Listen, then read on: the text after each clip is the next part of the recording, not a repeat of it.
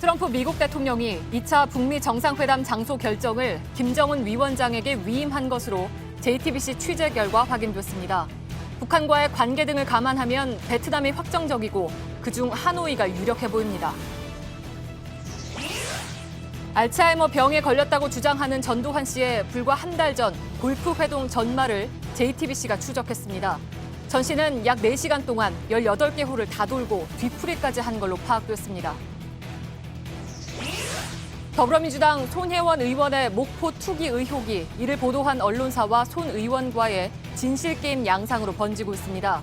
언론사가 조카 등의 이름으로 산 일본식 가옥이 사실상 손 의원의 차명 재산이라고 보도하자 손 의원은 의원직뿐 아니라 전 재산과 목숨까지 걸겠다며 반발했습니다. 국회에 파견 나온 판사가 의원들의 재판 민원을 들어주는 창구 역할을 했다는 지적에 따라 국회가 앞으로 판사들을 파견받지 않기로 결정했습니다. 그동안 의원들은 수사 중이거나 재판에 넘겨진 직후 심지어 선고를 사흘 앞두고도 각종 민원을 넣었고 법원은 불법까지 저지르며 맞춤형 특혜를 제공했던 걸로 드러났습니다. 명성교회에서 설립한 아시아 최초의 민영교도소 소망교도소에서 횡령과 배임, 부정채용 의혹 등 대규모 부정이 벌어진 정황이 JTBC 취재 결과 확인됐습니다. 법무부는 대대적인 감찰을 벌인 끝에 이곳의 전 교도소장과 부소장을 함께 검찰에 고발했습니다. 지난해 4월 말 입주 예정이었던 아파트가 아직도 공사 중입니다. 9개월째 주민들은 입주를 하지 못하고 있는데요. 어찌된 사연인지 밀착 카메라에서 전해드리겠습니다. 선수촌 수영장 여자 선수 탈의실에 몰래카메라를 설치한 의혹을 받았던 전 수영 국가대표 정모 씨가 1심 무죄를 뒤집고 항소심에서 실형을 선고받았습니다. 잠시 후 피해 여성 가운데 한 명인 전 국가대표 선수를 전화로 연결합니다. 마스크가 필요 없는 세상으로. 내일을 바꾸는 현대 수소전기차. 네, JTBC 뉴스룸을 시작하겠습니다. 김영철 북한 노동당 부위원장이 북미 고위급 회담에 참석하기 위해서 방금 전에 베이징을 출발해서 워싱턴으로 향했습니다.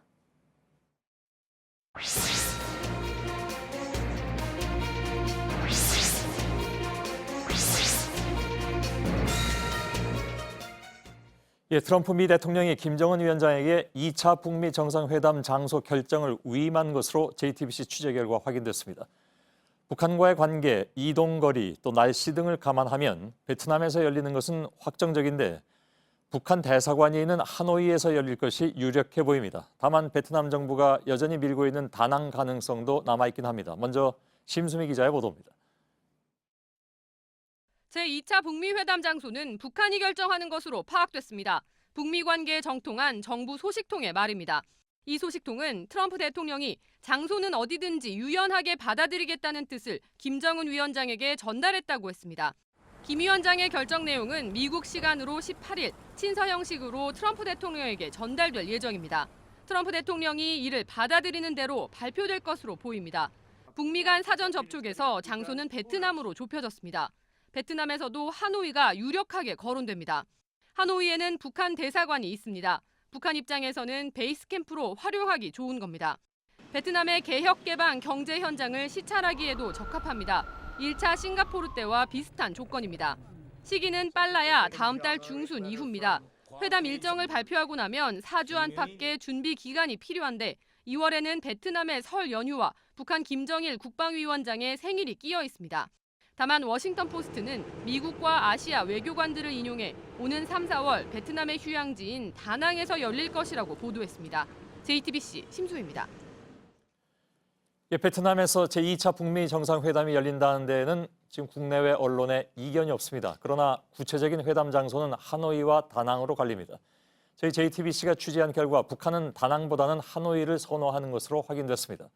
북한이 하노이에 끌리는 이유를 짚어봤습니다.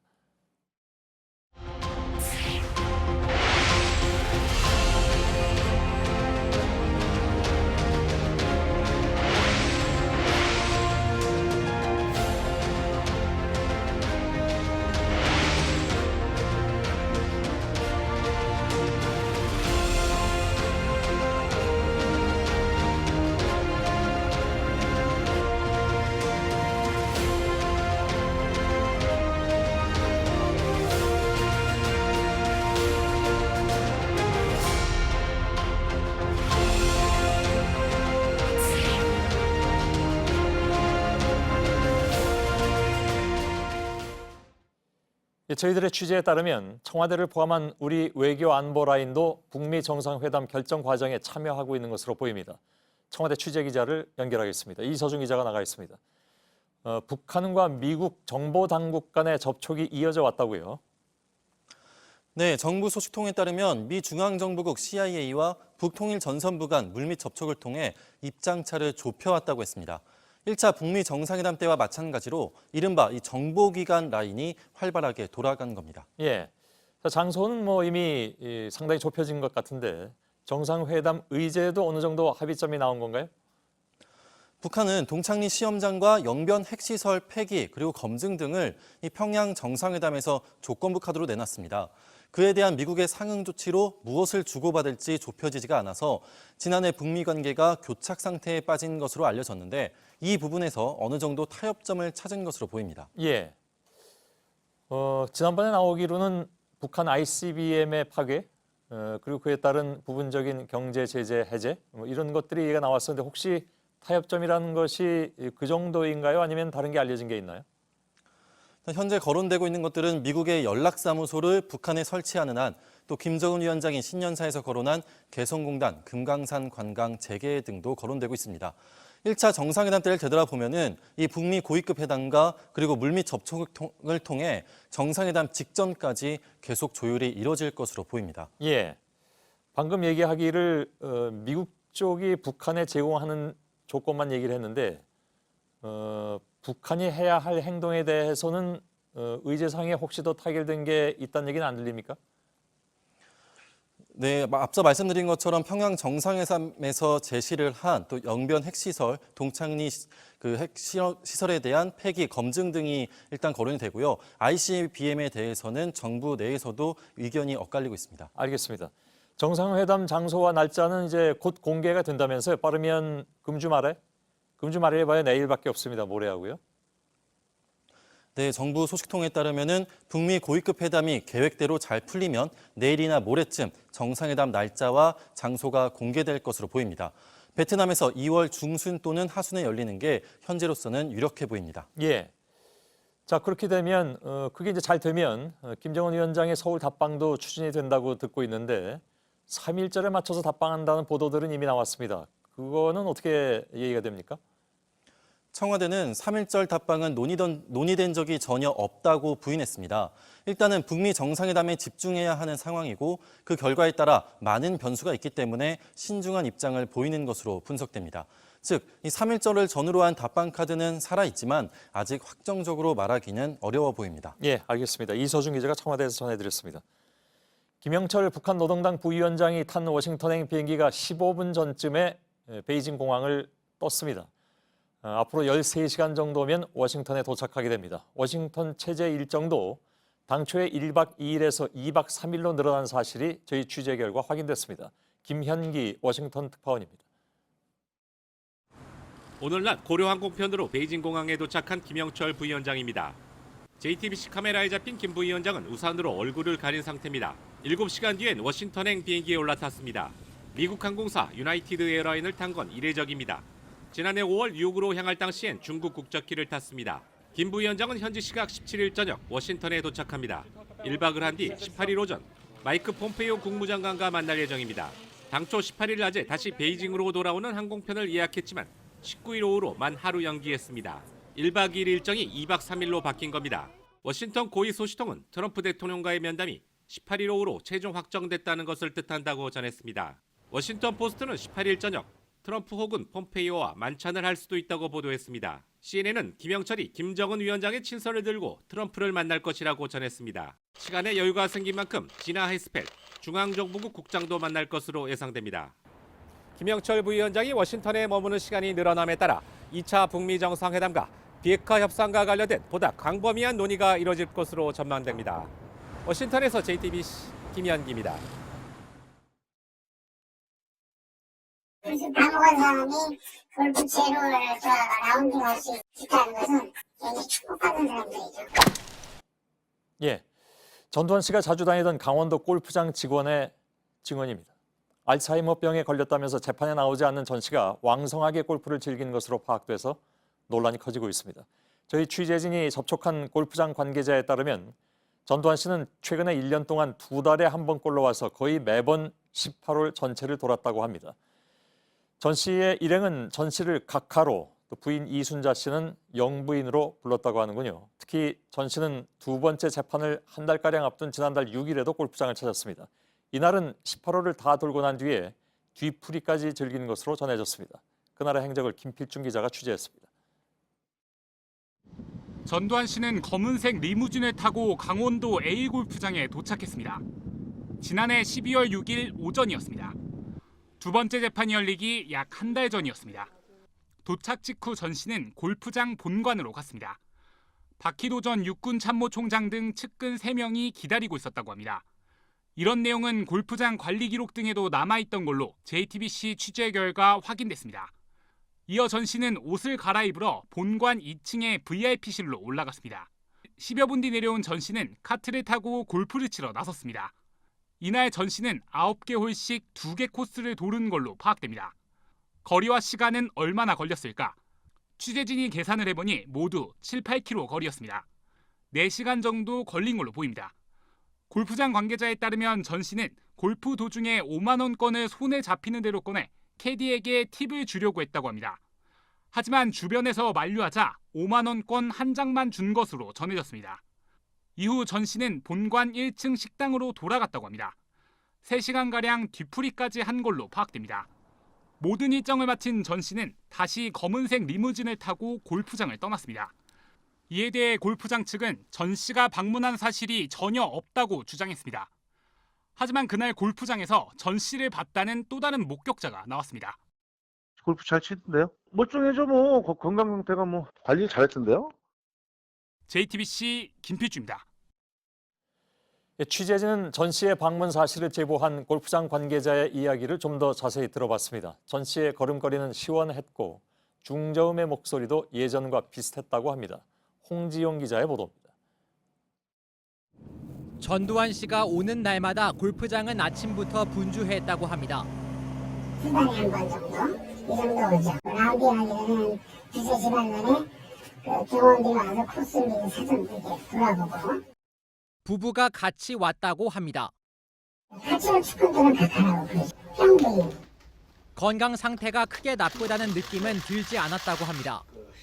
전씨 목소리가 약간 중저음으로 깔면서 상대방을 이렇게 좀 제압하듯이 그런 게 몸에 밴 사람인데 그날도 평소처럼 똑같았고 지팡이는 지금까지 본 적이 없었고요. 걸음걸이도 그 나이 또래 할아버지들보다는 훨씬 보폭도 아주 시원하게. 전 씨 측근인 민정기 전 비서관은 전 씨 부부가 속한 골프 모임이 있다고 들었지만 지난달 6일 골프장에 갔는지는 알지 못한다고 말했습니다. JTBC 홍지용입니다. 이제 관심은 전두환 씨 재판으로 쏠리고 있습니다. 몇 시간씩 골프까지 칠 정도의 체력을 가진 전 씨가 광주의 법원에 나가지 못할 이유가 없다는 비판 때문입니다. 저희 취재진이 전 씨 측과 통화를 했는데 일단 3월 재판에 나가겠다는 입장을 보였습니다. 신아람 기자입니다. 전두환 씨는 5.18 민주화운동 희생자의 명예를 훼손한 혐의를 받고 있습니다. 회고록을 통해 당시 헬기 사격을 목격했다는 고 조비오 신부 증언이 거짓이라고 한 겁니다. 광주지방법원의 재판은 지난해 5월부터 2번 열렸습니다. 그런데 전 씨는 모두 나오지 않았습니다. 사건 기록을 볼 시간이 필요하다는 이유를 댔습니다. 서울에서 재판을 받을 수 있게 해달라고도 했습니다. 그러다 지난해 8월엔 알츠하이머 진단을 받았다고 했습니다. 지난 7일엔 독감과 고열로 외출이 어렵다고 했습니다. 법원은 결국 구인장을 발부했습니다. 3월 11일로 예정된 재판에도 나오지 않으면 검찰은 강제로 전 씨를 데려올 수 있습니다. 전 씨 측은 취재진과의 통화에서 재판에 출석하지 않겠다고 말한 적이 없다고 했습니다. 그러면서 3월 재판엔 나가겠다고 밝혔습니다. JTBC 신아람입니다. 더불어민주당 손혜원 의원의 목포 투기 의혹이 이를 보도한 언론사와 손 의원 간의 진실게임 양상으로 번지고 있습니다. 언론사는 문화재 거리로 지정되기 전에 손 의원의 남편 재단과 조카 등의 이름으로 일본식 가옥 여러 채를 구입한 것이 차명을 활용한 투기가 아니냐 이런 의혹을 보도했습니다. 손혜원 의원은 목숨까지 걸겠다면서 사실이 아니라고 반박하고 있습니다. 야당은 손 의원이 국회 문화체육관광위원회 여당 간사라는 지위를 이용해서 압력을 행사했다고 주장하고 있습니다. 먼저 정진명 기자가 제기되고 있는 의혹부터 전해드리겠습니다. SBS는 어제 민주당 손혜원 의원의 조카와 보좌관 가족 등이 산 목포 가옥이 사실상 손 의원의 차명 재산이라는 의혹을 제기했습니다. 그러면서 목포 문화재 거리에 있는 창성장의 공동 소유주인 손 의원 조카의 인터뷰를 전합니다. 조카는 자신이 그 집의 주인이 아니며 이름만 빌려준 것이라고 여러 차례 강조했다는 겁니다. 조카의 아버지, 그러니까 손 의원의 남동생이 가족들은 목포에 가본 적도 없다고 보도했습니다. 어떻게 운영되는지도 전혀 모른다는 점도 강조했습니다. 창성장을 산 돈도 2017년 매입 전에 손 의원이 계좌로 보내왔다고 했습니다. SBS는 앞서 손 의원의 남편 재단과 조카, 보좌관 가족이 일본식 가옥 등을 집중 구입했다고 보도했습니다. 건물의 구입 시기는 2017년 3월부터입니다. 이 중에는 등록문화재로 지정된 건물 한 채도 포함됐습니다. 이 건물들이 있는 마을이 문화재 거리로 지정된 건 지난해 8월입니다. 또 SBS는 건물을 산 후 부동산 가격이 4배 가까이 뛰었다는 점도 부각했습니다. JTBC 정진명입니다. 손혜원 의원은 제 인생과 전 재산까지 걸겠다면서 투기가 아니라고 강하게 반발하고 있습니다. 문화재를 보존하려는 취지를 왜곡했을 뿐만이 아니라 불행한 가정사까지 들춰냈다면서 언론사의 모든 책임을 묻겠다고 얘기하고 있습니다. 그러나 한국당은 손 의원을 국회 윤리위에 징계해야 한다고 주장하고 있습니다. 박유미 기자입니다. 손혜원 의원은 페이스북 등 소셜미디어를 통해 거의 1시간 단위로 입장을 내놓고 있습니다. 결백하다는 말씀을 하고 계시는 거고요. SBS가 동생 건 등 보도하는 과정에서 확인 취재를 안 해요. 조카를 통한 차명 투자 의혹에 대해서도 동생과 갈라선 불행한 가정사를 이유로 들었습니다. 그럼 직접 사지 않으신 이유는? 저는 제 재산이 더 이상 증식되는 걸 바라지 않습니다. 이건 집안의 좀 어두운 그림자라 제가 구체적인 말씀을 드리고 싶지 않고요. 동생의 부인은 지금은 이혼한 상태인데 그 부인과 그 아들을 위해서 한 10년째 거의 교류가 없는 상태인데 자유한국당은 권력형 비리로 규정하고 국회 윤리위원회에 손 의원을 징계해달라고 요구했습니다. 국회 관련 상임위 간사라는 직위, 친문 핵심이라는 위상, 영부인의 친구라는 위세를 얻고 자신의 사익을 추구한 게 아니냐는 점이 막강한 문체위 여당 간사로서 문화재 지정에 영향력을 행사할 수 있고 내부 정보를 미리 알아 투기에 활용할 수 있었다는 겁니다. 민주당은 긴급 최고위원회를 열었지만 투기 목적이 없었다는 손 의원의 주장을 받아들여 추후 진행 상황을 지켜보겠다고 밝혔습니다. JTBC 박유미입니다. 이렇게 언론 보도와 손혜원 의원의 주장은 서로 엇갈리고 있습니다. 취재 기자와 함께 어느 부분이 문제가 되는지 좀 짚어보도록 하겠습니다. 허진 기자가 나와 있습니다. 우선 논란이 일고 있는 지역에 손 의원 지인 명의로 10채가 있다는 건데 본인 명의는 없습니까? 네, 그 조카 2명을 포함해서 손 의원 주변 인물이 목포 문화재 거리에 보유하고 있는 건물은 이제까지 10채로 알려져 있습니다. 예. SBS는 그중에서 이 손 의원의 남동생의 아들, 그러니까 남자 조카가 명의만 빌려줬다고 말한 것, 그리고 남동생이 이 가족 모두 목포에 가본 적이 없다고 말한 걸 토대로 차명거래 의혹을 제기하고 있습니다. 예, 손 의원은 본인 재산이 아니다라는 얘기잖아요? 네, 이 손 의원은 재산 증식을 원치 않는다. 예. 그래서 이 본인 명의로 건물을 사지 않았다. 이렇게 반박을 하고 있습니다. 이미 오래전부터 공개적으로 이 건물 매입을 권유해 왔다고 설명을 하고 있고요. 예. 또한 손 의원 부부는 이 자녀가 없기 때문에 이 조카들에게 합법적으로 1억 원씩 증여를 했고 그 돈으로 조카들이 건물을 매입했다는 겁니다. 예, 중요한 쟁점이 실제로 건물 가격이 올랐느냐, 올랐다면 얼마나 올랐느냐 이거잖아요? 네, 어제 SBS는 손 의원 주변 인물들이 3.3제곱미터, 그러니까 평당 이 100만 원에서 400만 원의 건물을 구입을 했다고 보도를 했습니다. 그러면서 이 최근 주변 건물 실거래가가 3.3제곱미터당 750만 원까지 올랐다고 했습니다. 예. 하지만 손 의원은 조카의 건물은 합법적으로 산 건물이고 2년 전에 8,700만 원에 샀고 최근에는 1억 2천만 원에 팔렸다고 했습니다. 이 건물 같은 거는 잠깐만요. 그 산 건물을 팔았다는 건 아니죠? 아니죠. 같은 건물의 한 지붕에 있는 건물이고 같은 조건에 있는 같은 조건에 있기 때문에 비슷한 정도 올랐다는 건데 그래서 약 38% 정도만 올랐다는 겁니다. 예. 서로 차이가 큽니다. 일단 양쪽의 주장이. 네, 그래서 JTBC 취재진이 직접 확인을 해봤습니다. 예. 실거래가 기준으로 문화재거리 지정 전에 2,700만 원이었던 건물이 최근에 7천만 원에 거래가 됐습니다. 이 건물만 봐서는 두세 배 정도 가격이 뛴 걸로 보이는데요. 예. 그렇지만 이 건물 가격을 일률적으로 비교하기는 어려운 점이 있는데요. 조건이 다 다를 테니까. 그렇죠. 예, 바로 근처여도 골목 앞이냐 뒤냐 아니면 향이 어느 쪽이냐에 따라 가격이 저마다 다릅니다. 예. 게다가 언론에 소개된 건물은 2년 전에 호가가 500만 원이 넘었다고 알려진 건물이라고 합니다. 호가가 그리고 평당 500만 원이? 네네 그렇습니다. 새 건물이었다고 하고요. 예. 그리고 손의원 관련자가 소유한 건물들은 매입 후에 아직까지는 거래가 없기 때문에 정확히 비교하기는 어려운 측면이 있습니다. 예. 자, 사실 이제 투자냐 투기냐 이걸 판단하는 것은 뭐 어려운 문제이긴 합니다. 또 중요한 게 이제 부당한 영향의 행사를 했느냐 안 했느냐 이것도 쟁점이 되지 않겠습니까? 네, SBS는 손 의원이 2017년 11월 국회 문화체육관광위원회 예산결산 소위원회에서 목포의 문화재에 대해서 언급을 했고 두 달 뒤인 2008년 1월에 문화재청이 문화재 개발 사업 공모를 했다고 보도를 했습니다. 예. 이 반면 손 의원은 이 목포 구도심을 살리기 위해 노력을 해온 거고 오히려 그 거리가 문화재로 지정됐다는 소리를 듣고 의아했다는 반응을 보였다고 했습니다. 문화재청 또한 문화재 지정은 개인의 요구나 필요에 의해 지정되는 게 아니라는 입장을 냈습니다. 예, 물론 이거 다 이제 주장입니다. 양쪽에서. 아무튼 문화재거리 지정에 영향력을 행사했는지 미리 정보를 알고 투자를 했는지 이런 것들이 앞으로 좀 중요한 쟁점이 될 것 같군요. 허진 기자였습니다.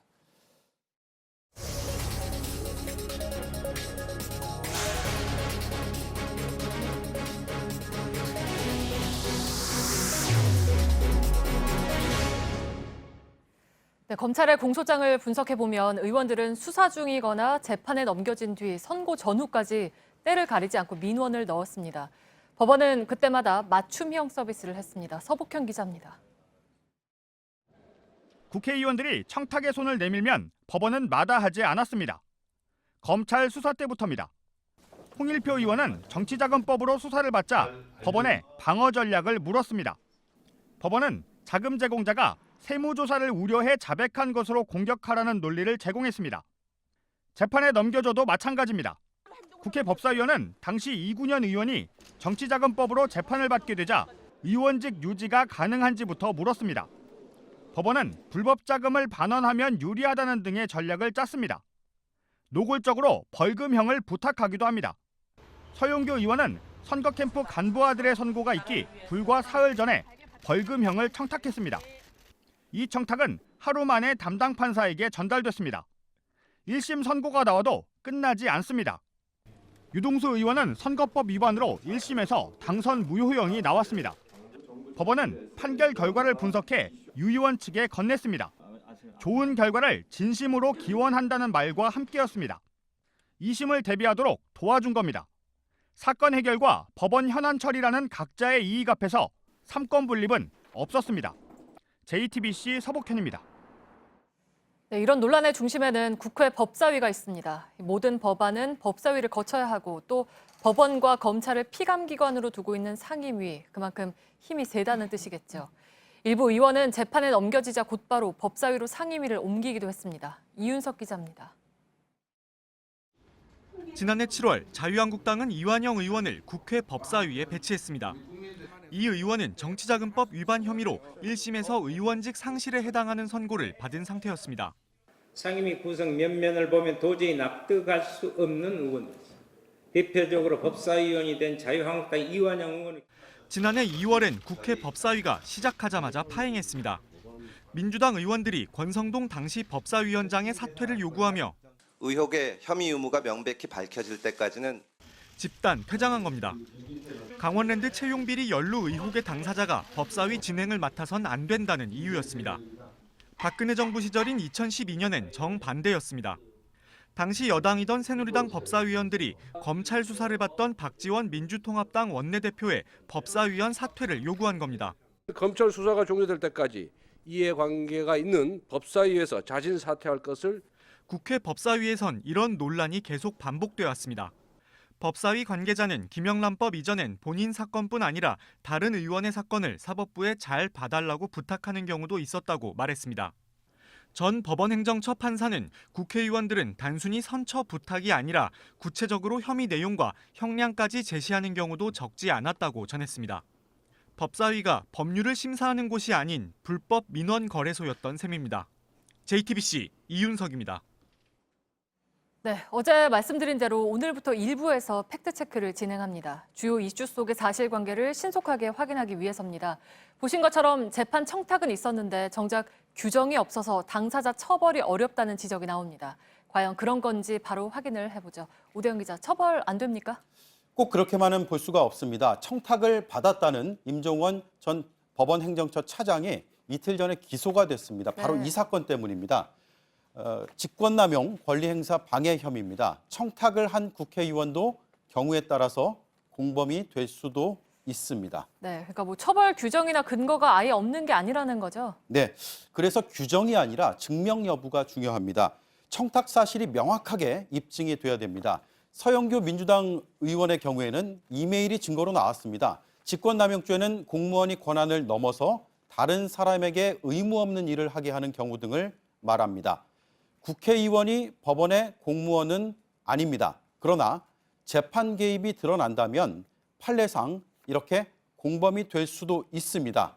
다만 이메일은 서 의원이 직접 보낸 게 아니어서 서 의원은 그런 말을 한 적이 없다라고 말하면 다툼의 여지는 있습니다. 네, 그러면 다른 규정은 없나요? 예를 들면 청탁금지법 이런 건 어떤가요? 청탁금지법과도 부딪힙니다. 할 수 없게 되어 있습니다. 네. 그런데 문제는 이 법이 2016년에 시행이 됐다는 겁니다. 이 사건, 그러니까 서영교 의원의 경우에 2015년에 사건이 일어났습니다. 소급이 되지 않습니다. 변호사법 위반도 거론이 됩니다. 변호사가 아닌데 남의 사건에 관여하면 안 되지만 그 대가로 돈을 받았느냐가 중요합니다. 그런 내용은 아직은 확인되지 않았습니다. 네, 그러니까 결국에 핵심은 청탁 여부, 그리고 했다면 무슨 내용을 어떻게 청탁했느냐가 확실해야 한다는 거잖아요. 네, 국회의원이 법원에 재판 청탁을 했다라는 정도만으로는 지금 범죄 여부를 따지기는 좀 이릅니다. 네. 구체적으로 어떤 방식으로 했느냐, 실제로 이뤄졌느냐, 이 과정에서 금전적인 이익이나 다른 대가가 있었느냐 등에 따라서 공범 여부가 가려질 것으로 보입니다. 네, 오대영 기자였습니다. 네, 국회 파견 판사가 의원들의 재판 민원을 들어주는 창구 역할을 한다는 지적이 나오면서 대법원은 판사를 국회에 파견하지 않기로 했습니다. 기존의 행태를 뜯어 고치겠다는 의지를 일단 보인 건데 정작 그 의혹의 핵심에 있는 의원에 대해서 민주당은 이틀간 논의를 거친 끝에 사실상 아무 조치도 취하지 않았습니다. 김나한 기자입니다. 더불어민주당은 오늘 오후 긴급 최고위원회를 열었습니다. 서영교 의원 처리 문제를 논의하기 위해서였습니다. 하루 종일 이어진 논의 끝에 내린 결론은 원내수석 부대표와 상임위원 자진 사퇴가 전부였습니다. 오늘 회의에선 징계 여부를 판단하는 윤리심판원 회부 여부조차 논의하지 않고 끝났습니다. 애초에 징계를 하려고 했던 건 아니고요. 이 공소장에 적시된 사실만으로 어떤 혐의를 확증할 수가 없기 때문에 재판에 영향을 미치려고 한 구체적인 정황이 드러나면서 비난 여론이 빗발치고 있지만 사실상 아무런 조치를 하지 않은 겁니다. 야당은 비판의 공세를 높였습니다. 이 직권남용죄 공범으로까지 의율될 수 있는 심각한 사안인데 이 부분에 대해서 민주당의 도덕적 기준이 형편없다라는 것을 단적으로 보여준. 사법개혁에 목소리를 높이는 민주당이 정작 자기 당의 부정 의혹에 대해선 눈을 감고 있다는 비난을 피하기 어렵게 됐습니다. JTBC 김나한입니다. 3년 전 국가대표 수영 선수 정모 씨가 여성 탈의실을 몰래카메라로 불법 촬영했다는 의혹이 제기돼서 재판에 넘겨졌습니다. 자신이 찍었다고 자백까지 했지만 1심은 증거가 부족하다면서 무죄를 선고했습니다. 그런데 오늘 열린 항소심은 1심을 뒤집고 정 씨에 대해서 실형을 내렸습니다. 김지아 기자입니다. 수영 국가대표팀이 훈련하는 진천 선수촌입니다. 여자 탈의실에서 불법 촬영물이 찍혔다는 사실이 알려진 건 지난 2016년 8월입니다. 전 수영대표 정모 씨가 자신이 이른바 몰래카메라를 설치해 찍었다고 자백했습니다. 해당 촬영물을 본 목격자들의 진술도 있었습니다. 하지만 검찰과 경찰은 관련 동영상을 확보하지 못했습니다. 2017년 12월 1심 법원은 증거 불충분으로 정 씨에게 무죄를 선고했습니다. 하지만 JTBC 취재진은 취재 도중 해당 영상물을 확보해 지난해 8월 검찰에 제출했습니다. 오늘 법원은 이 영상을 주요 증거물로 판단해 정 씨에게 징역 10월을 내리고 법정 구속했습니다. 탐사 플러스 김지아입니다. 네, 잠시 후 2부 탐사 플러스에선 1심에서 무죄를 내리게 한 황당한 부실 수사를 짚어보고 피해 여성을 전화로 연결하겠습니다. 예, 경기도 여주에는 아시아 최초의 민영교도소가 있습니다. 최근에 부자 세습 문제로 논란을 부른 명성교회 김사만 원로목사 관련 재단이 설립한 소망교도소입니다. 그런데 최근에 부장검사 출신인 교도소장 그리고 부소장이 각종 비리에 연루돼서 해임된 것으로 JTBC 취재 결과 확인됐습니다. 특히 박상기 법무장관이 검찰에 고발해서 수사까지 진행 중입니다. 이 교도소에서 대체 어떤 일이 있었던 것인지 이가혁 기자와 여성국 기자가 차례로 전해드립니다. 부장검사를 지낸 신모 전 소장과 박모 전 부소장은 2011년부터 8년 가까이 소망교도소를 운영했습니다. 그런데 지난해 말 동시에 자리에서 물러났습니다. 바로 지나갔어요. 쫓아냈다는 의사는 안 지고서 지금 사회적 문제가 되기잖아요. JTBC 취재 결과 법무부는 이들이 물러난 직후 검찰에 고발했습니다. 심 전 소장은 법무부 예산 중 일부를 관사 운영비 등 개인적으로 사용한 혐의를 받고 있습니다. 직원들에게 개인적인 번역 업무를 시키고 그 대가로 새로운 수당을 만들어 지급했다는 의혹도 나왔습니다. 제가 개인적으로 지금 세우는 상관은 없는데 이게 집회가 나면 되는 거고 내가 소망교도소 난 것부터 집회가 안 돼 나한테는. 또 교도소 직원을 뽑거나 승진시키는 과정도 수사 대상에 포함됐습니다. 심 전 소장이 같은 교회에 다니는 직원을 특별 승진시켰다는 겁니다. 교인의 추천을 받아 직원을 채용한 정황도 드러났습니다. 저희 교도관들이요. 네네. 전부 목사님 아니면 또 이렇게 장로님 안수집사 그래요. 박모 전 부소장이 받는 혐의는 또 다릅니다.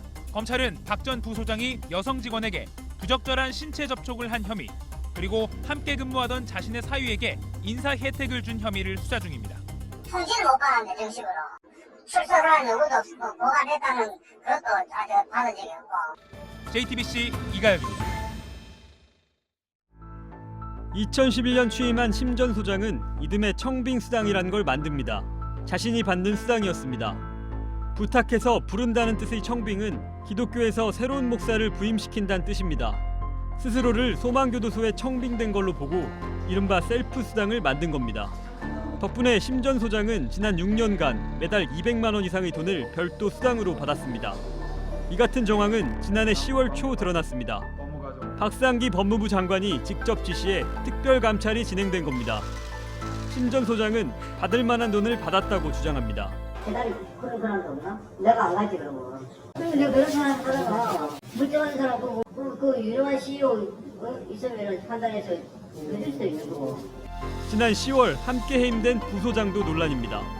법무부는 박모 전 부소장이 교도소를 관리할 시간에 간증을 다닌 정황을 포착해 조사했습니다. 하지만 소망교도소의 출퇴근 시스템이 정확하지 않고 강제 수사권이 없어 조사가 멈췄습니다. 박 전 부소장 주변에선 간증을 하고 회당 수십만 원 이상의 간증 비용을 받았다는 주장도 하고 있습니다. JTBC 여성국입니다. 예, 심 전 소장은 저희 취재진에게 소망교도소는 사기업이라고 주장했습니다. 민영교도소 운영을 왜 정부가 문제 삼느냐 하는 것인데 이 말이 맞는지는 좀 따져볼 필요가 있을 것 같습니다. 강보들 기자가 나와 있습니다. 심 전 소장 주장은 이제 사기업이기 때문에 수당 같은 것들은 마음대로 좀 만들 수 있지 않느냐 이런 주장인 것 같습니다. 심 전 소장은 저희 취재진에게 법무부가 이상하다고 주장을 했습니다. 예. 운영 주체인 재단법인 아가페가 땅을 대고 건물을 지어 만든 사기업인데 청빙수당이니 하는 부분을 왜 문제 삼느냐는 겁니다. 예, 일단 사기업으로 보는 건 맞습니까? 그 교도소의 소유권이 토지와 건축 비용을 부담한 재단에 있는 것은 맞습니다. 예. 그런데 사실상 운영 경비의 전액을 정부가 대고 있습니다. 구경교도소 재소자 1명에 드는 비용의 90%를 위탁 운영비로 지급한다는 계약을 맺은 겁니다. 예. 지난해에는 86억 6,500만 원의 세금이 들어갔습니다. 예. 자, 이렇게 세금이 들어가는 민영교도소 관리를 그동안에 이제 정부가 어떻게 한 것이냐 이것도 좀 궁금하네요. 구경교도소와 마찬가지로 매년 순회 점검을 하고 3년에 한 번씩 종합감사를 했다고 합니다. 예. 법무부 교정직 공무원이 현장 지도를 위해 파견도 나가 있습니다. 예. 하지만 교도소가 민간 영역이라면서 관련 자료를 제대로 내지 않아서 이러한 사실을 파악하는 게 쉽지 않았다고 합니다. 교도소 전 관계자의 말씀 먼저 들어보시겠습니다. 예. 이제 기독교계니까 자기 제거도 아니니까 관여 안 하고 자기들 알아서 하겠지 하고 소장 부소장이 서로가 자기 이익을 취하고 위에서는 그 통제 관리 부족. 예. 결국 이런 문제점을 보고받은 박상기 장관이 직접 감찰권까지 발동하게 됐습니다. 예, 그렇군요. 아까 제기한 문제들 말고 또 운영 자체에는 문제가 없었습니까? 이 직원이나 재소자에 대한 처우 문제는 지속적으로 제기가 되어 왔습니다. 예. 이 소망교도소 직원들의 평균 인건비는 교정 공무원 평균의 68% 수준에 불과합니다. 그런데 직원 한 명당 담당해야 되는 수용자는 구경보다 이제 한 명 정도 많습니다. 예. 또 재소자들에게 투입되는 의료비도 구경의 5분의 1 수준입니다. 예. 저희 취재진은 앞으로도 교도소 운영 재단의 문제점 등에 대해서 계속해서 보도를 해드릴 예정입니다. 예, 알겠습니다. 강버들 기자였습니다. 네, 제주 4.3 사건 당시 억울하게 옥살이한 사람들이 오늘 무죄 취지의 공소 기각 판정을 받았습니다. 당시 군법회의에서 내린 결정이 무효라는 법원의 판단이 나오는데 무려 70년이 걸렸습니다. 가족들까지 불이익을 받으며 살아온 세월을 온전히 보상받기까지는 과제가 여전히 많습니다. 최충일 기자입니다. 86살 오이춘 할머니는 1948년 군법회의에서 유죄를 선고받았습니다. 1년 남짓 갇혀 있었지만 조사도 받지 않았고 재판에서 무슨 죄목이었는지도 알려주지 않았습니다. 그때 생각은 살려나 주시면 한 몸밖에 없습니다게. 제주지방법원은 오늘 오 할머니 등 제주 4.3 당시 옥살이를 한 18명에 대한 재심에서 공소기각 판결을 내렸습니다. 당시 군법회의 재판이 예비조사를 하지 않고 공소장도 보여주지 않는 등 절차를 제대로 지키지 않아 원천 무효라는 첫 사법 판단입니다. 하지만 70년 만에 재심 판결이 치유하기엔 상처가 너무 큽니다. 특히 가족들까지 피해를 당한 것은 마음의 응어리로 남습니다. 한 3개월 살다가 어느 날 잘라졌다. 왜냐? 경찰이 가서 아버지가 전과자다고 해서 잘라졌다.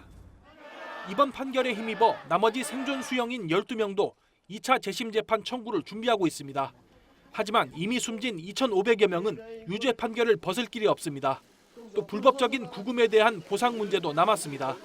피해자들은 4.3 특별법 개정으로 한꺼번에 해결해야 한다고 주장하고 있습니다. JTBC 최충일입니다.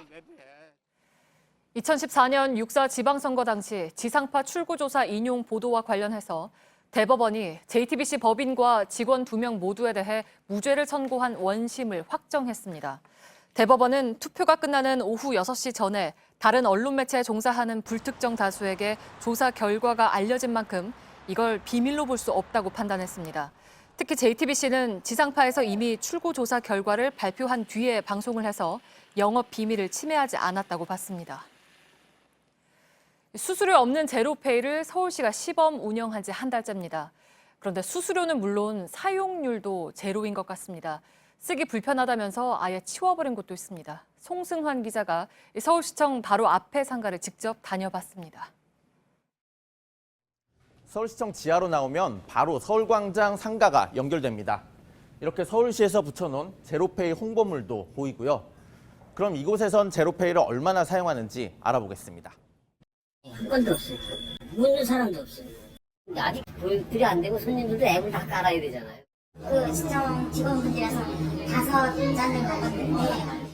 전체 매장 39곳을 모두 확인했는데 제로페이에 아예 가입도 안 한 가게가 절반이 넘었습니다.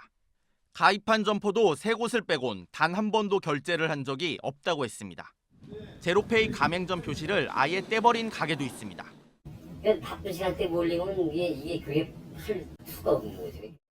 빨라면야 뭐 단말기 하듯이 하면은 당연히 제로페이 쓰죠. 가게 주인들은 결제가 불편하고 시간도 많이 걸린다고 입을 모읍니다.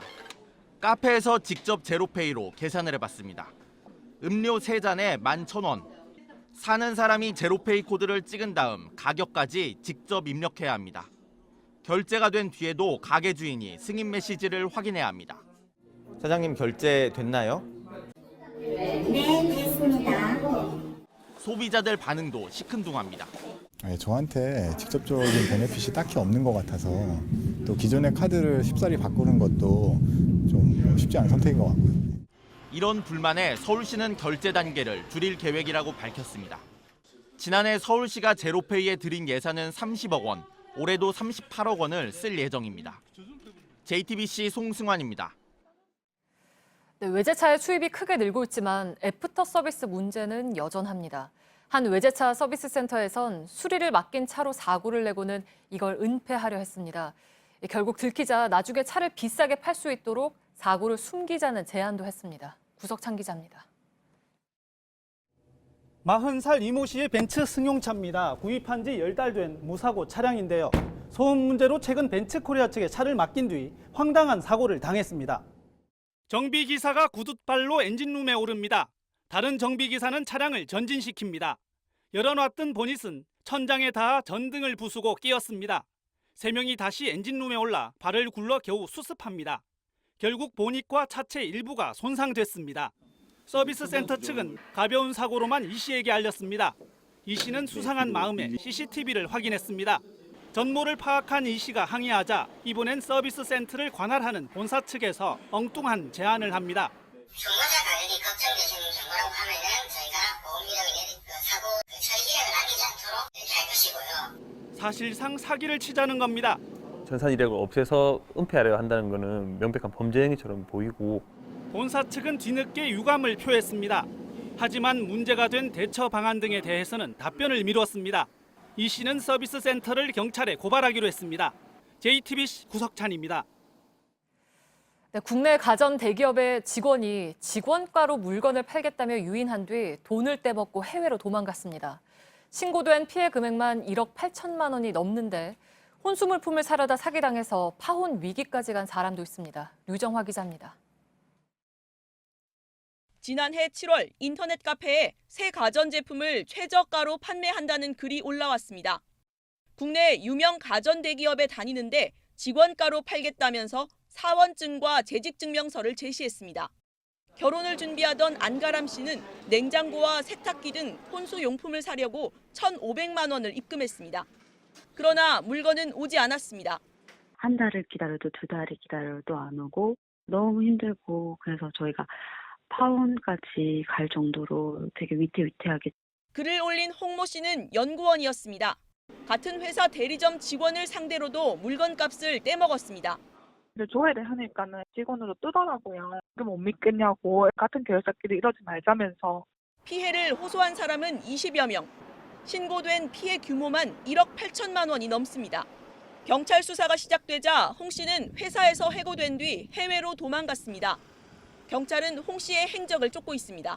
JTBC 류정화입니다. 윤창호법이 시행된 지 한 달이 지났지만 음주운전 사고가 끊이질 않습니다. 음주운전자가 모는 차량이 건물로 돌진하는 사고가 제주와 부산에서 잇따라 일어났습니다. 배승주 기자입니다. 엄청난 속도를 내던 차량이 식당 출입문을 뚫고 들어와 안쪽에 처박힙니다. 잠시 뒤 먼지로 뒤덮인 내부에서 구급대원들이 바닥에 쓰러진 부상자에게 응급조치를 합니다. 갑자기 빵 소리가 났습니다. 이게 가라앉으니까 차가 있는 걸 알았지 그전에는 가스가 폭발을 해서. 어젯밤 10시 반쯤 제주시 인제사거리 근처에서 SUV 차량이 식당으로 돌진했습니다. 식당 앞에 서 있던 행인 2명이 차에 치여 50대 남성이 숨졌고 다른 1명은 중상을 입었습니다. 차량을 몬 52살 김모 씨도 다쳐 치료를 받고 있습니다. 김 씨의 혈중 알코올 농도는 0.132%로 측정됐습니다. 교차로를 빠져나온 차량이 인도로 올라서더니 그대로 건물로 향합니다. 건물 안으로 차가 뚫고 들어갔어요. 오늘 새벽 4시쯤 부산 사하구에서 29살 김모 씨가 몰던 승용차가 상가 1층 유리창을 뚫고 돌진했습니다. 다행히 점포는 빈 곳이라 인명피해는 없었습니다. 김 씨의 혈중 알코올 농도는 0.1%로 면허 취소 수준입니다. 음주운전자 처벌을 강화하는 이른바 윤창호법이 시행된 지 한 달이 지났지만 음주운전 사고는 끊이지 않고 있습니다. JTBC 배승주입니다. 인터넷을 통해 제일동포 학생에게 비난의 글을 퍼부은 일본인이 모욕죄로 처벌받았습니다. 인터넷에 익명으로 이른바 혐한 등의 헤이트 스피치를 한 범죄에 대한 첫 형사처벌입니다. 이지은 기자입니다. 지난해 1월 제1동포인 고등학생 A군은 평화를 기원하는 한 행사에 참가했습니다. 현지 언론은 이 행사를 소개하며 당시 중학생이었던 A군의 인터뷰를 실었습니다. 그런데 60대 일본인 남성 B씨가 A군을 비난하는 글을 블로그에 올렸습니다. A군 실명을 거론하며 제1항공기는 악성외래 기생 생물종이라고 한 겁니다. 이 글은 여러 인터넷 사이트 게시판에 퍼졌습니다. 큰 충격을 받은 A군은 블로그 관리회사에서 B씨의 신원 정보를 확보해 고소했습니다.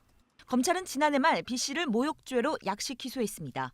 법원은 B씨에 대해 9,000엔, 우리 돈으로 92,000원의 과태료를 부과했습니다. 액수는 적지만 파장은 큽니다.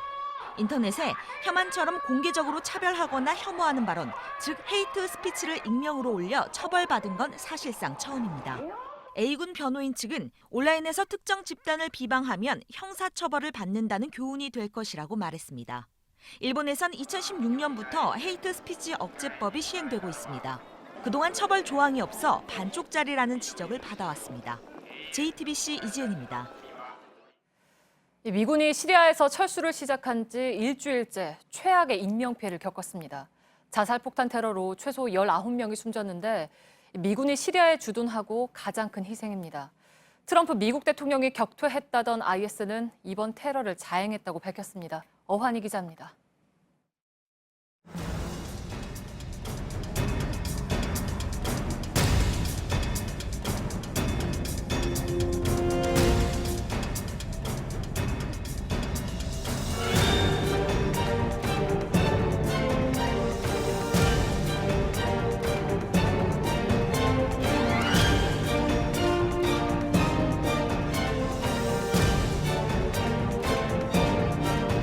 We have won against ISIS, and now it's time for our troops to come back home.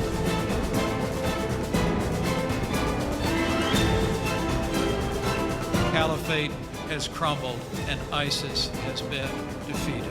테러가 발생한 알레포 만비즈는 IS 격퇴를 위해 미군과 협력해온 쿠르드 민병대 YPG가 지난 2016년 장악한 곳입니다. 미군 철수를 틈타 터키, 러시아 등이 이 전략적 요충지를 노릿했습니다.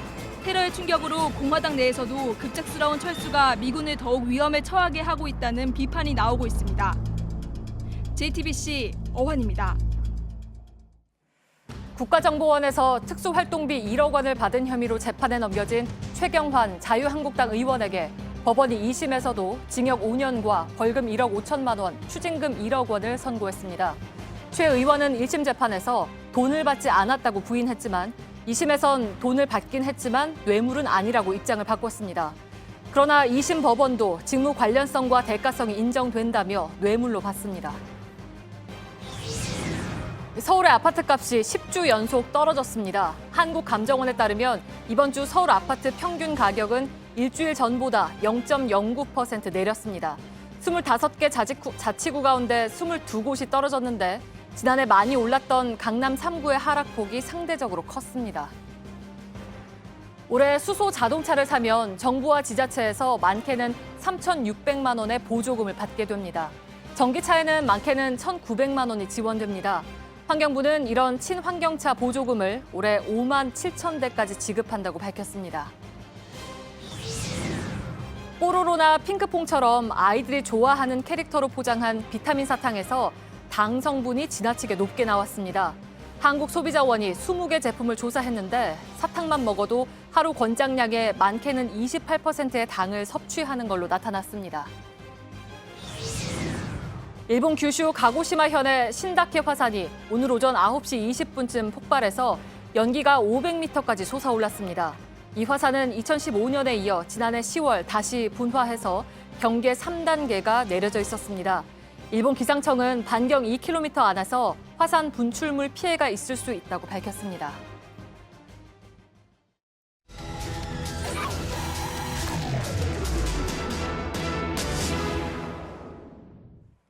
네, 분양받아서 들어가기로 예정된 아파트의 입주가 계속 미뤄진다면 어떨까요? 최근에 이렇게 입주가 지연되는 사례가 늘고 있습니다. 9달이나 미뤄진 곳도 있다는데 일부 주민들은 월세방을 전전하고 있습니다. 밀착 카메라 구혜진 기자입니다. 지난해 4월 말 입주가 예정이었던 아파트입니다. 하지만 지금도 아파트 안에는 들어갈 수가 없는데요. 9개월이 넘게 입주가 지연이 되고 있는데 어떻게 된 일인지 알아보겠습니다. 호수 조망이 되는 데다 초등학교가 가까운 아파트. 3.3제곱미터당 평균 분양가가 1,000만 원대로 울산에서 가장 높았습니다. 하지만 아직도 내부 곳곳에서 작업이 한창입니다. 빗물이 지나는 관 아래엔 배수시설이 없습니다. 석재가 시공돼야 할 벽면은 화재에 취약한 드라이비트가 붙었습니다. 시공도 쉽고 자재비도 적게 드는 드라이비트 시공을 해가지고 그 부분도 고발이 돼 있는 상황입니다. 청구가 낮아가 법적 오차가 넘어섰어요. 건설사는 지난해 초까지 제때 입주를 할 수 있다는 안내를 보냈습니다. 월세를 살든지 뭐 전세를 살든지 이렇게 할 텐데 매달 그다음 달 이렇게 하고 지금 계속 미루고 있고. 입주 예정일로부터 2달이 지나서야 입주민들이 사전 점검을 할 수 있었습니다. 하지만 벽지 시공이 안 되어 있거나 아예 곰팡이가 피었고 아예 창문 대신 건설사 사과문이 붙은 곳도 있었습니다. 정품을 주고 샀는데 짝퉁이 온 꼴이고 국산을 샀는데 중국산이 온 꼴인데 가만히 있는 사람이 바보 아닌가요? 너무 화가 나요, 저. 건설사는 집값이 떨어지자 일부 입주민들이 계약을 해지하기 위해 과도하게 민원을 넣어 지연됐다고 주장했습니다. 하지만 입주민들은 건설사가 하청업체에 임금 체불을 하면서 공사가 지연됐다고 말합니다. 하남은 10월달 입주인데 8월달 입주했다. 그 사이 일부 입주 예정자들은 불안한 생활을 이어갑니다. 입주를 하지 못한 내 식구의 70만 원짜리 월세집입니다. 이사업체 창고에 보관해 오던 짐은 곰팡이가 슬었습니다.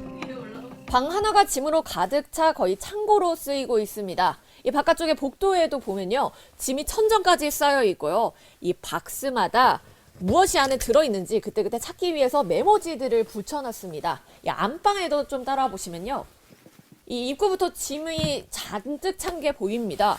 이 방 절반 가까이를 이삿짐 포장 박스들이 채우고 있는데요. 잠을 자는 공간인데 이 짐과 거의 같이 살고 있는 겁니다. 집에 오면 저 박스가 나한테 쓰러질 것 같아요. 초등학교에 들어갈 아이를 둔 부모는 더 불안합니다. 2월 달에 다시 이사를 가야 되니까 입학 통지서를 받아야 할지 아니면 거기서 솔직히 뭐 언제 입주가 될지도 모르고. 가정 불화로도 이어집니다. 이 집을 솔직히 제가 분양을 받자 해서 받아가지고 저희 남편이 가정이 풍지박산나게 생겼어요. 진주의 한 아파트입니다. 예정된 입주 날짜보다 한 달이 넘었습니다. 하자가 많아 사전 점검만 3번이나 진행했기 때문입니다. 하지만 입주 예정자들은 이번 달 입주하는 것으로 합의했습니다. 당장 갈 곳이 없어 어쩔 수 없었다는 겁니다. 3차 사전 점검 때 뭐 확실하게 보상이 이게 된 것도 아니지만은 뭐 어느 정도 되면 그냥 들어가서 살고 싶다 이런 분위기였어가지고. 분양 표준 계약서에 보완이 필요하다는 주장도 제기됩니다. 입주 지연이 예상될 경우 미리 알리게 하거나 계약을 해지할 수 있는 길을 열어야 한다는 겁니다. 법에 걸리지 않을 만큼은 했다는 거예요. 그게 나쁜 거죠. 돈을 먼저 내고 집은 나중에 받아보는 선분양제. 그만큼 장점도 있겠지만 위험도 커 보입니다. 소비자의 권익 개선을 위한 제도 개선이 필요합니다. 밀착 카메라 구혜진입니다.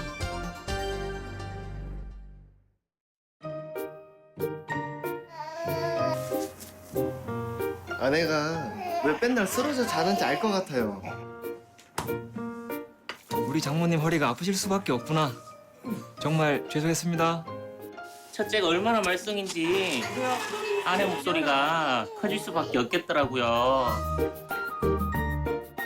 아이가 자라는 만큼 아빠도 함께 자란다. 함께 가는 친구 롯데.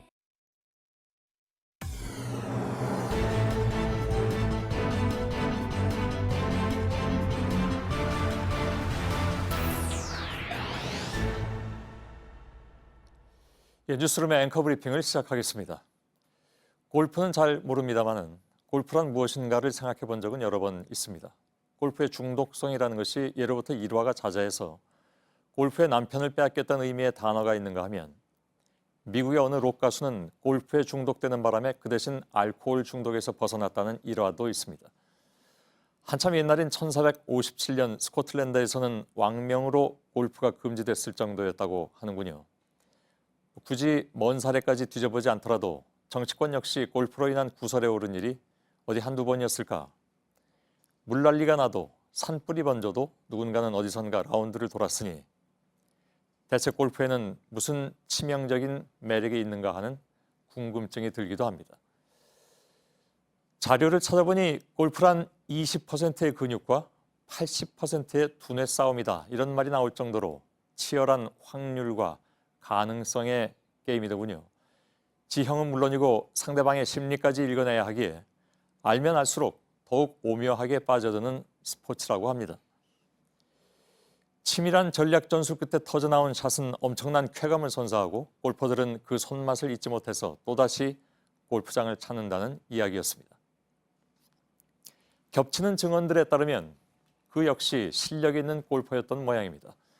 건강한 모습으로 18홀을 모두 돌았고 캐디에게는 호쾌하게 팁을 건네기도 했습니다.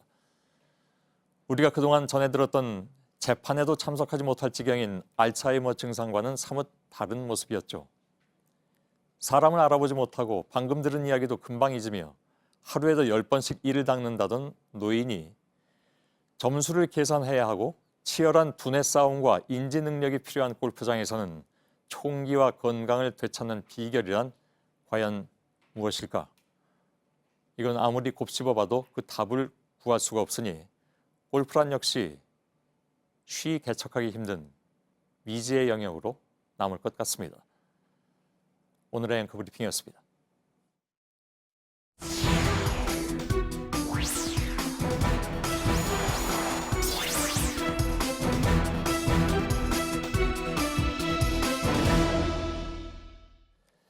일부에서 보도해드린 대로 국가대표 수영선수 몰카 사건에 대해서 항소심 재판부가 1심을 뒤집고 유죄를 선고했습니다.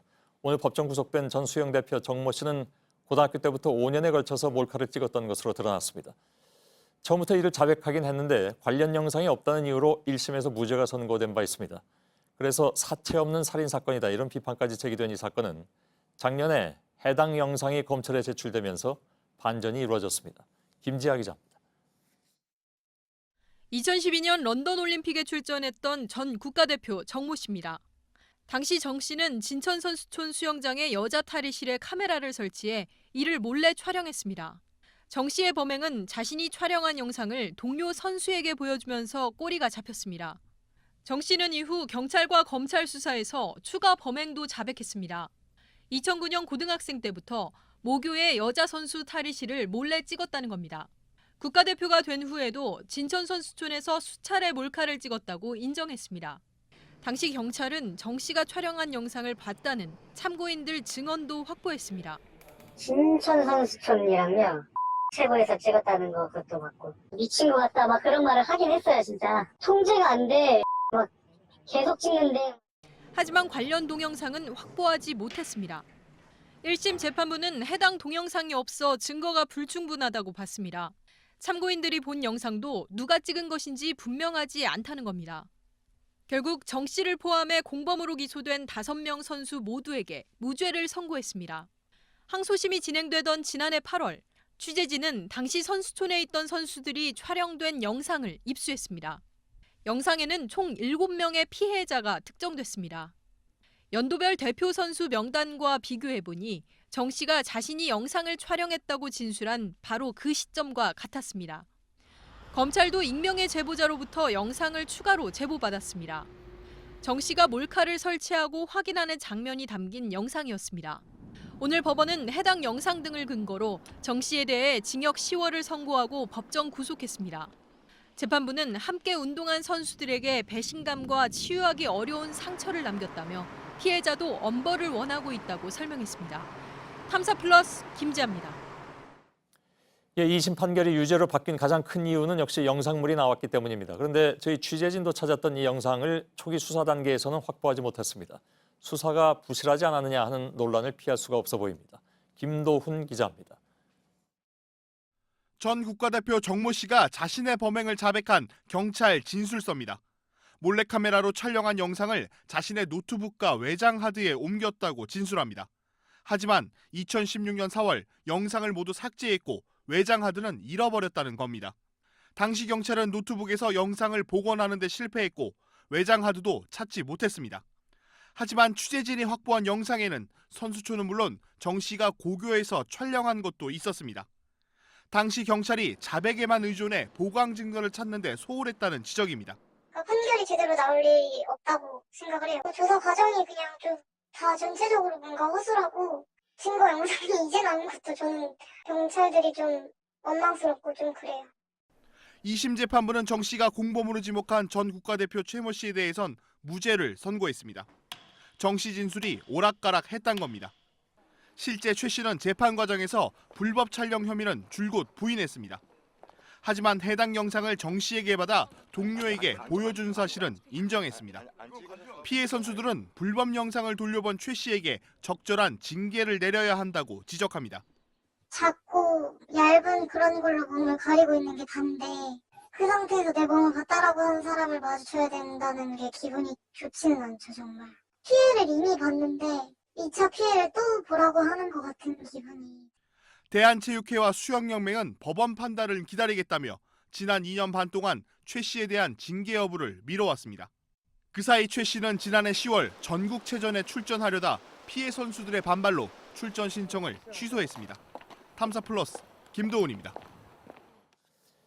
예, 말씀드린 대로 지금부터는 진천 선수촌에서 벌어진 이번 몰래카메라 사건의 영상 속의 피해자 가운데 한 분과 길지 않게 잠깐만 좀 얘기를 나눠보도록 하겠습니다. 전 수영 국가대표 출신이신데 성함은 밝혀드리지 않도록 하겠습니다. 지금 나와 계시죠? 네. 예. 자, 동료 수영 선수가 이렇게 불법 촬영을 했다는 사실 처음 알았을 때 충격이 매우 크셨을 것 같습니다. 네, 저는 기사를 보고 처음 알았는데요. 저희 여자 선수들 전부 다 이게 언제 어떻게 촬영됐고 그리고 누가 그랬는지 알 수가 없어서 예. 많이 불안했고 많이 놀랐어요. 그때 당시에 같이 있었던 남자 선수들 다 의심도 했고요. 예. 사실은 그게 서로 좀 더 불편한 일이었을 것 같습니다. 모든 선수를 의심할 수밖에 없었던 상황이. 네, 나중에 이거를 참고인 조사 받으러 가서 영상을 보고서 확실하게 알게 됐는데 예. 그때는 충격이 너무 컸죠, 그때는. 예, 그랬을 것 같군요. 오늘 2심 재판에서 아무튼 그 자신이 찍었다고 범행을 인정한 사람 한 사람한테만 유죄가 선고가 됐습니다. 또 계속 이제 부인한 사람에 대해서는 무죄가 났고요. 이런 판결 결과는 어떻게 받아들이고 계십니까? 그 부인은 그 선수가 작년에 재판 진행 중에도 대회에 계속 나오려고 했었어요. 예. 근데 이번에도 무죄가 나왔으니까 아마 올해도 대회에 나오려고 하지 않을까 싶은데 예. 여자 선수들은 저희는 그 선수 보기가 너무 싫거든요. 그러시겠죠. 네. 그렇게 되면 저희만 이제 계속 불편한 상황이 되니까 예. 네. 너무 싫어서 보기도 싫고 예.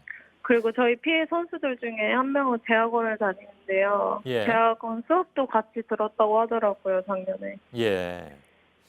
그 아무튼 죄를 자백한 선수는 연맹으로부터 일찌감치 영구 제명이 된 것으로 알고 있고 다른 선수들은 제재가 없었던 것은 물론이고 피해자들하고 이제 분리하는 조치도 취하지 않았다는 얘기잖아요. 그 연맹에서 왜 그랬을까요? 그때는 아마 그냥 일이 더 커지면 시끄럽게 그냥 조용히 넘어가려고 했던 분위기였던 것 같아요. 예. 그래서 결국은 그냥 아무런 조치도 취하지 않았던 것 같다. 네, 네. 혹시 연맹이나 아니면 또 어디서든 이런 건으로 해서 뭐 전화라도 온 적이 있습니까? 아니요, 그때 저는 이거 사건이 터지고 나서 검찰 나가서 참고인 조사 받고 그런 거 말고는 예. 그때 이제 코치님이나 감독님이나 뭐 연맹 이런 쪽에서 전화 한 통화도 받은 적이 없어요. 아, 그렇군요. 자, 뭐 하여간 오늘 인터뷰가 뭐 쉽지는 않으셨을 것 같은데 혹시 끝으로 남기시고 싶은 말씀 있으면 짧게 좀 듣겠습니다.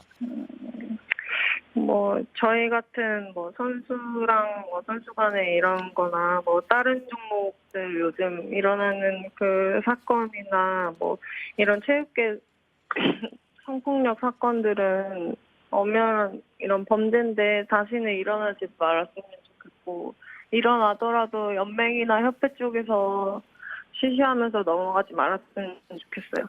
예, 알겠습니다. 네, 말씀 잘 들었습니다. 네, 감사합니다.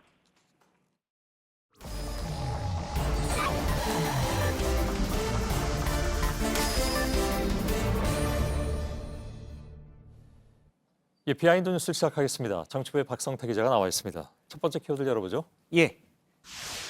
첫 키워드는 상상 초월과 초현실적 상상으로 잡았습니다. 예, 비슷한 뜻 같기도 한데 어떤 얘기인지요? 손혜원 의원 지인들의 목포 도심주택 매입에 대한 의혹이 커지자 야당이 연일 공세를 강화하고 있는데요. 예. 오늘 나경원 의원은 다른 부분까지도 같이 언급을 했습니다. 직접 얘기를 들어보겠습니다. 손혜원 의원의 사건은 정말 저희의 상상을 초월하는 일이다. 저는 이것은 초권력형 비리다. 예. 그 김정숙 여사하고 관련성을 언급한 건가요? 그렇습니다. 김정숙 여사와 손혜원 의원은 숙명여고 동창입니다. 예. 이를 두고 한국당은 손혜원 의원 논란을 오늘부터 김정숙 여사까지 확대시키고 있는 겁니다. 사실 어제 민주평화당도 김정숙 여사와 손혜원 의원의 관계를 박 전 대통령과 최순실 씨와의 관계로 비유해서 비판하기도 했습니다. 예. 뭐 제시한 의혹에 대한 어떤 근거는 있는 건지요? 일단 의혹은 제시했지만 동창이어서 가깝다 빼고 주택 매입과 관련된 구체적인 근거는 제시하지 못했습니다. 예. 이 때문에 청와대의 김의겸 대변인이 오늘 자진해서 발언한 부분이 있는데요. 나경원 원내대표가 초권력형 비리라고 표현했는데 이런 발상이야말로 초현실적 상상력이다라고 비판을 했습니다. 예. 김 대변인은 김정숙 여사가 이번 건과 무관하기 때문에 이렇게 말할 수 있다고 했고요. 정치에도 지켜야 할 선이 있다고 강조했습니다. 예, 알겠습니다. 자, 두 번째 키워드를 열어보죠. 두 번째 키워드는 바이 목포로 잡았습니다. 예, 아무튼 요즘 목포가 이래저래 많이 오르내립니다. 그렇습니다. 목포가 지역구인 의원은 민주평화당의 박지원 의원인데요. 최근 이제 목포의 주택 매입 논란 관련해서 언론에 나오는 일이 많은데 예. 박 의원이 문화재 거리 예산을 내가 땄다. 이 부분을 홍보를 많이 하기도 하고 또 목포 띄우기에 연일 나서고 있습니다. 예. 직접 발언을 오늘 한 인터뷰 내용 들어보겠습니다. 지금도요. 목포에 빈 집이 많으니까 투기했다고 생각하시는 분들이 와서 좀 사줬으면 좋겠어요. 예, 박 의원은 해당 인터뷰에서 목포가 공시지가 기준으로 40% 정도 올랐는데 예. 더 좋아질 것이라면서 집을 사라는 겁니다. 예. 글쎄요, 뭐 지역구에 투자가 늘어나는 건 좋은 일이겠으나 이게 빈집이라고 이렇게 막 사라는 것도 좀 적절해 보이진 않습니다. 그렇습니다. 2017년 기준 제가 자료를 찾아보니까 예. 통계청 자료 기준으로 목포에는 모두 9만 3천 가구 정도가 있는데 무주택 가구는 4만 1천 가구가 넘습니다. 예, 예. 그러니까 세를 사는 사람이 4만 1천 가구가 넘는 거고요. 비율은 44%는 무주택 가구인 겁니다. 예. 즉 집값이 오르면 좋아하는 사람도 있겠지만 그만큼은 상대적 바탈감이나 내 집 마련이 멀어지는 겁니다.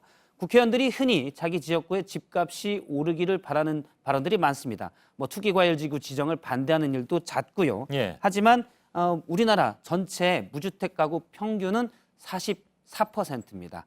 즉 44%는 집값 오르는 게 꼭 좋은 일이 아니고요. 예. 물론 집값이 떨어지는 게 바람직하다 이렇게 볼 수는 없겠지만 국회의원들이 무주택자들은 대표하지 않는다는 이런 비판들이 있습니다. 예, 알겠습니다. 마지막 키워드를 볼까요? 마지막 키워드는 유튜브의 유자도로 잡았습니다. 예, 요즘 뭐 유튜브 방송은 이른바 대세라면서요. 그렇습니다. 그런데 싫어하는 사람들이 있는데요. 일단 국회의 일부 보좌진들이 반감을 나타냈습니다. 최근 국회의원 직원들이 이용하는 익명 게시판인 여의도 대나무 숲에 올라온 글을 잠깐 보면요. 예. 만약 보좌관이 우리 의원실도 유튜브 한번 해볼까 이런 생각이 드신다면 절대 좀 심사숙고할 게 많다라고 얘기하고요. 뒤에 유튜브에 유자 먼저 꺼내지 마시고 동영상 편집 등을 어떻게 하는지 살펴봐라라고 꼬집었습니다. 예. 최근 유시민 이사장의 알릴레오, 홍준표 전 대표의 홍카콜라가 주목을 받으면서 국회의원들이 나도 한번 해볼까 이런 생각들을 많이 하는데 이 보좌진의 주장으로는 인지도도 없는데 유튜브만 하면 국회의원의 인지도가 나아집니까? 라고 예. 꼬집었습니다. 예. 본인이 인지도도 내용도 없는데 애써 보좌진들을 동영상 제작자로 뽑고 왜 잘 못 만드냐고 다그쳐봐야 조회수도 나오지 않고 혈세만 낭비하고 있다는 내부의 지적인 겁니다. 예. 그 요즘 보좌진들을 동영상 제작자로 뽑나요? 예, 최근 수요가 가장 많은 의원실 인력이 동영상 편집 경력자들입니다. 예. 몇 가지 제가 의원실에 구인 공고를 봤는데요. 동영상 제작 편집 우수자 다 우대. 그렇군요. 예. 그렇습니다. 미디어학과 관련 졸업자 우대 이런 부분들이 많습니다. 그런데 주로 급수도 낮고 이 말은 즉 저임금으로 뽑고 일만 시킨다는 하소연입니다. 예. 그래서 조회수를 올리려면 어떻게 해야 되냐? 제가 디지털 뉴스룸의 김모 기자에게 물어봤더니 디지털 뉴스룸은 상당히 조회수가 높은 편입니다. 예. 그런데 디지털 뉴스룸의 전문가가 상당히 공을 들여 편집하기도 하지만 조회수는 결국 그 내용이 결정한다라고 그렇겠죠. 얘기를 했고요. 예. 유튜브에 대해서는 의원들의 반발도 있는데요. 요즘 의원들이 상임위에서도 유튜브로 실시간 촬영을 많이 하다 보니까 앞서 나온 질문을 본인의 유튜브 촬영을 위해서 반복하는 경우가 많아서 좀 싫어 보인다라는 의원들도 있었습니다. 알겠습니다. 자, 비하인드 뉴스 여기까지 진행하죠. 수고했습니다. 박성태 기자였습니다.